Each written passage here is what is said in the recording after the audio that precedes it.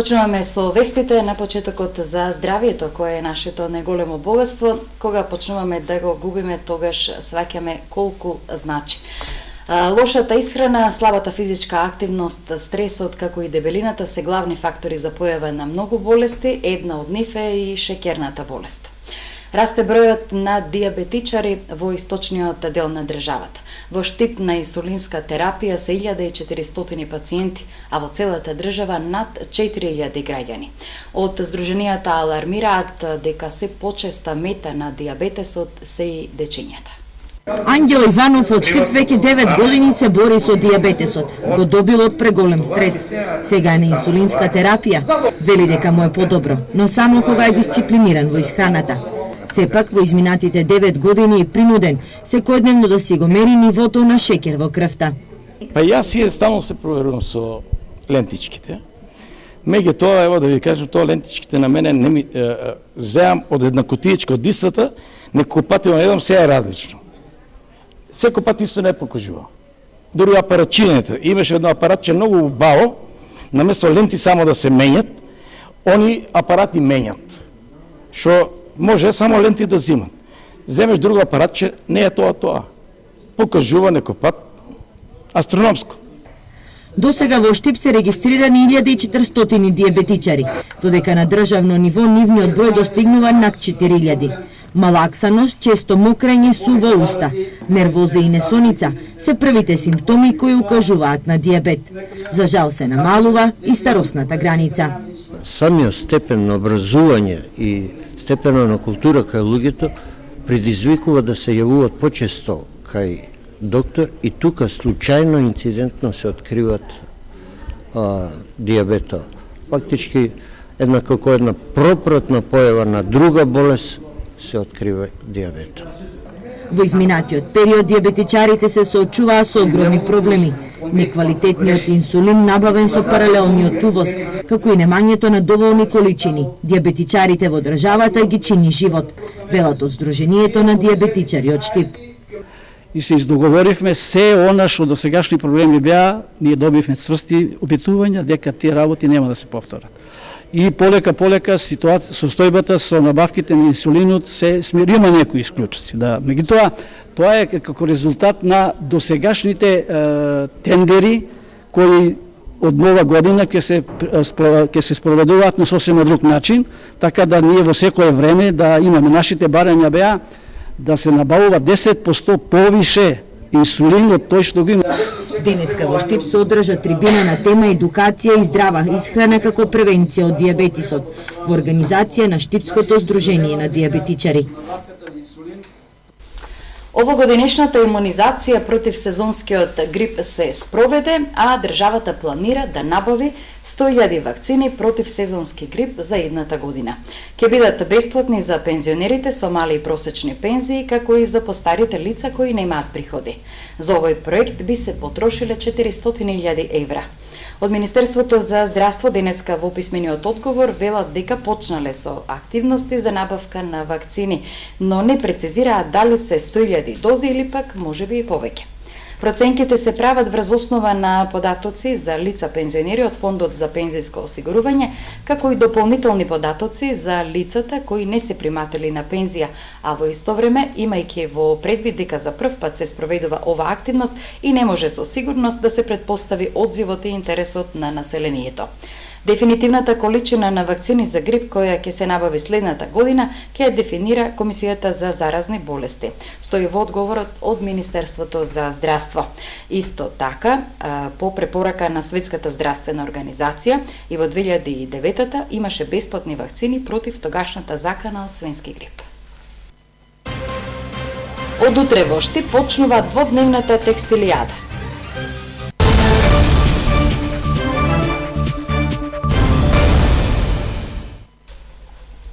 Одиме со другите актуелности. Ке се отворат првите центри за заштита на жртвите од сексуално насилство. Ова е предвидено со ратификацијата на Истанбулската конвенција, која Македонија потпиша пред 6 години. Министерството за труд и социјална политика најави отворање на вакви 3 пилот центри во државата. Покрај отварањето на регионални шелтер центри за згрижување на жртвите на семејно насилство, ќе се отворат и центри за жртвите на сексуално насилство. Овие новини во системот за превенција и заштита на жртвите на насилство, кои ќе влезат и во законската регулатива, се предвидени по ратификацијата на Истанбулската конвенција. Со ратификација на Истанбулската конвенција треба веќе да исполнуваме одредени стандарди во однос на бројот на шелтер центри, бројот на канцеларии кои што даваат бесплатна правна помош, бројот на SOS линии, бројот на односно на центри кои што даваат психосоцијална поддршка и така натаму. Дефинитивно се најавува во прво време, значи, активирање на шелтер центрите, меѓутоа ќе има и шелтери за сексуално насилство, нешто што можеби е ново за наши услови, меѓутоа навистина е потребно. Според статистичките податоци на граѓанските здруженија, сексуалното насилство е најчест облик на злоупотреба во случаите на трговија со луѓе. Кај жртвите веднаш треба да се започне со третман за надминување на травмите, а тој процес е долг и макотрапен, потврдуваат и од невладината Отворена порта. Поред статистиките од минатата година, значи 2016 година, во Македонија биле идентификувани 6 жртви на трговија со луѓе, од кои што сите се од женски пол. 5 се со цел сексуална експлоатација. Закрепнувањето на жртвите на трговија со луѓе е многу долг и тежок процес. Во текот на тргувањето тие се соочуваат на голем број трауми, кои што не е едноставно и лесно да ги поминат. Сексуалното заедно со семејното насилство представува најдоминантен облик на родово базирано насилство. СВР Штип оваа година регистрира 89 жртви на семејно насилство. Не се зголемува бројот на жртви. Делат од невладините здруженија само повеќе се пријавува семејното насилство наспроти сексуалното насилство, кое не секогаш се пријавува. Во Штип утре почнува дводневната текстилијада, најавија на денешната пресконференција од Сдруженијето Гласен текстилец. Во рамките на текстилијадата ќе има две јавни дебати, изложби изработени од страна на студентите од Академијата за ликовна уметност и на нивната професорка, понатаму проекција на филмови кои ќе се проектираат во канцеларијата на Гласен текстилец. А изведбата на монодрамата на текстилна работничка ќе се случи во Центарот за култура Ацо Шопов. Преку дебати, но изложби на слики и постери, изведба на монодрамата Сонот на обесправените од текстилната работничка Ивана Грозданова, те се бараат решенијата, но и потикнување на текстилните работници синдикално да се организираат на првата текстилијада во Штип. Утре текстилијадата ја започнуваме со дебатата со локални сили заедно за еднината на текстилните работнички, каде модератор ќе биде Ивана Вучкова, вовед ќе даде Милан Живковиќ од Фондацијата Фридрих Еберт, а паналисти веќе најавени ни се Благој Бочварски, Николчо Илиев, градоначалникот од Кочани, нашиот градоначалник секако, Борис Шарковски од ФРЛЗ, јас, Кристина Ампева од Гласен текстилец и Маријана Перковска од текстилниот кластер. Потоа, истиот ден, започнувајќи од 17 часот, ќе се одржи поетско читање, на кое што учество зедела ученици од средните и основните училишта од Штип, и преку овој настан имаме за цел преку стихови да го опишеме животот на текстилните работници. Потоа следи изложбата на студентите од Ликовната академија, за која што ќе ве запознае професорката Јана Јакимовска. И овој ден ќе го завршиме со проекција на филмови, авторски филмови на студентот Александар Арсовски од Филмската академија. Прво станува збор за изложба, групна изложба на студентите од Ликовна академија, кои што овој пат преку своите слики ќе се обидат на различен тип на публика да им го прикажат проблемот со текстилните работнички.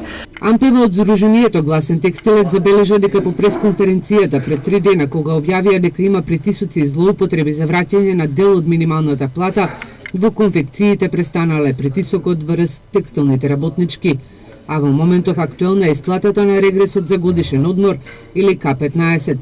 Прашана зошто текстилните работници немаат доверба ваквите случаи да ги пријавуваат во надлежните институции, Ампева вели дека примерите низ годините, кога текстилните работници пријавуваат прекршување на работничките права во Државниот трудов инспекторат, наредните денови добивале отказ од работодавците, што доволно говори зошто немаат доверба. Во пракса дури јас како поранешен текстилен работник го имам искусено истото.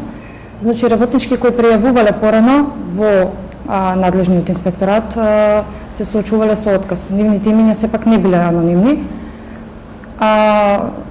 Сега според пријавите гледаме тоа да го направи нели од наше име, од име на Гласен текстилец или од име на Хелсиншки комитет. Ампева забележа дека имаме добар закон за свиркачи, но во реалноста не се имплементира. Инаку првата текстилијада е во организација на Гласен текстилец, партнер е Акто фестивал за современи уметности, а поддржувач е Фридрих Еберт од Скопје и Министерството за култура преку Нов културен бран.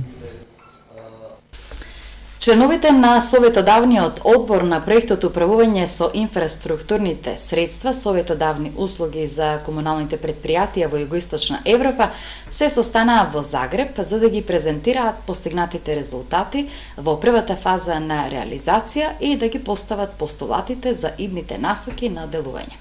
Од Загреб извештај на колегата Трајан Ристовски.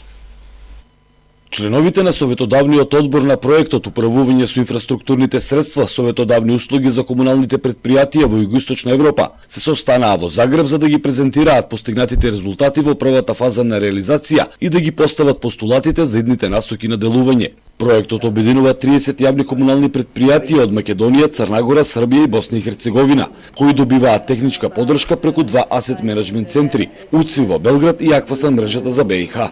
Во моментот многу е важно да се информираат раководителите во општините за неопходноста од правилно управување со имотот кој им е даден на менеджирање на јавните предпријатија.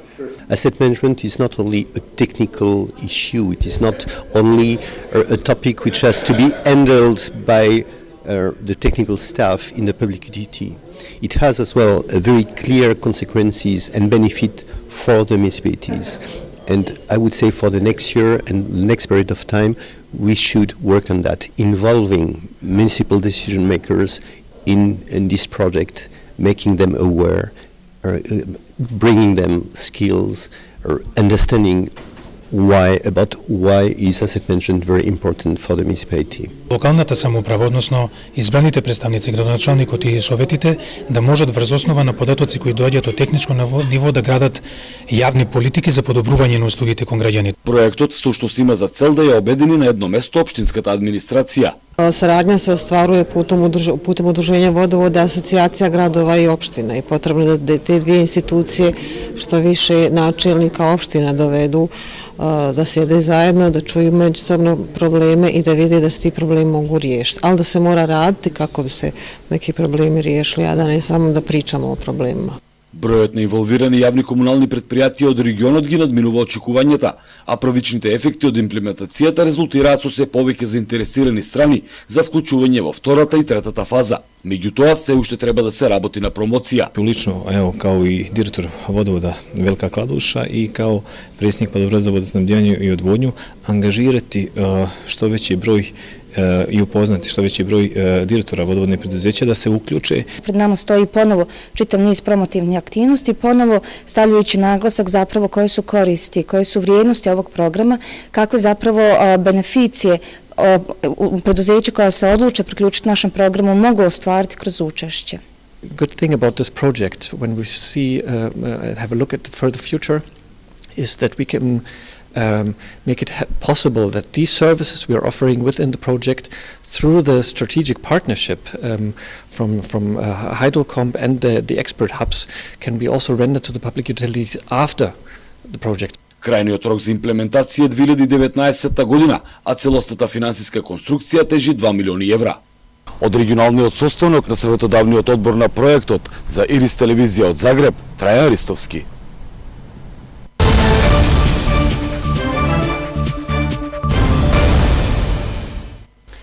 Во продолжение на дневникот, еколошка тема. Неконтролирано се загадува непосредната животна околина, но и животните знаат да направат еколошки хаос, а за отстранувањето на отпадоците од животните, одговорните за комунална хигиена не водат доволно гриша.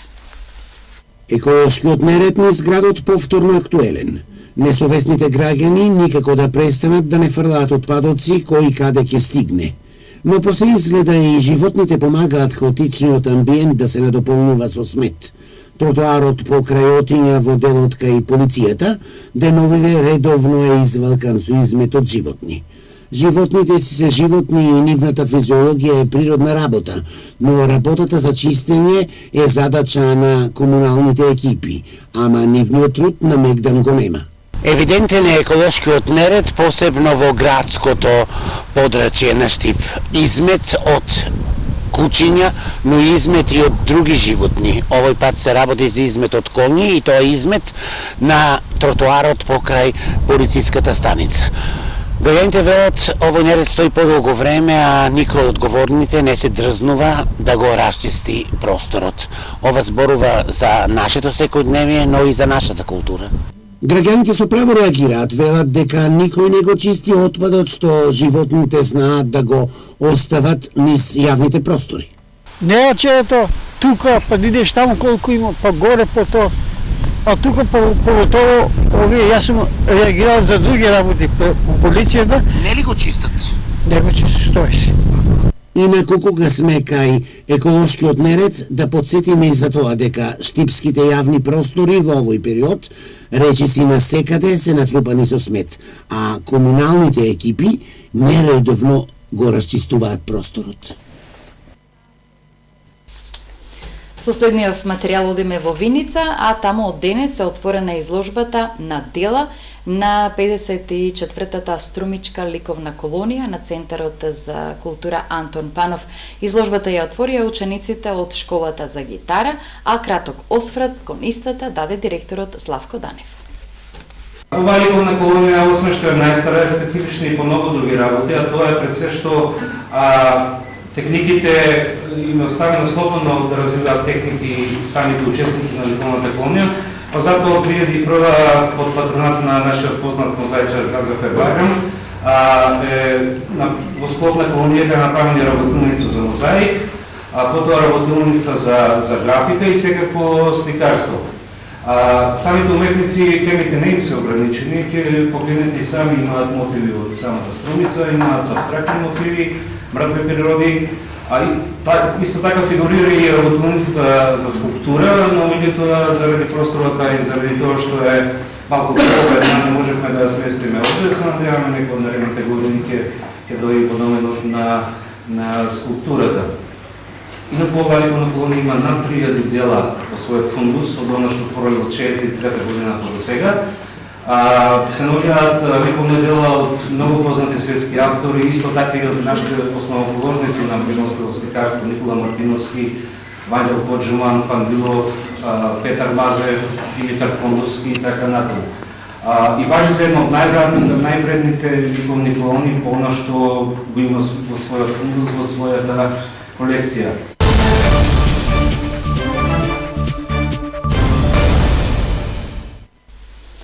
И на крајот спорт. Двојна боксерска програма ќе проследат штипјани предстојниот викенд.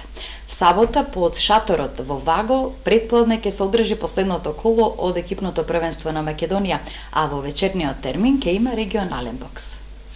Последното шесто коло од екипното првенство на Македонија во бокс ќе се одржи во сабота во Штип со почеток во 15 часот во атрактивниот амбиент по шаторот на мотелот Ваго. Бокс ќе има во сениорска конкуренција во која екипата на Чаир уште порано ја обезбеди шампионската титула. Затоа пак со нетрпение се очекуваат борбите во Младинската лига, каде што боксерскиот клуб Чаир има минимална предност пред екипите на Баргала и на Пинк Пантер. Дали таа предност ќе се иступи во Штип, ќе зависи од директниот двобој на младите боксери на Баргала, Пинк Пантер и на Чаир. Управниот одбор на Боксерската федерација на Македонија веќе ги одреди наградите за прокласираните екипи. Шампионот во првата сениорска лига ќе добие парична награда од 40.000 денари. Второ пласираната ќе добие 30.000 денари, а трето пласираната екипа ќе добие 20.000 денари. Првокот во Младинската лига ќе добие 30.000 денари, вториот 20 и третиот ќе добие 10.000 денари. Во вечерниот термин на истиот ринг со почеток во 19 часот ќе започне бокс мечот во рамките од последното коло на регионалната лига помеѓу екипите на Пинк Пантер од Штип и на Металец од Вањево. Ги следевте вестите, благодарност за вниманието и имајте убава вечер.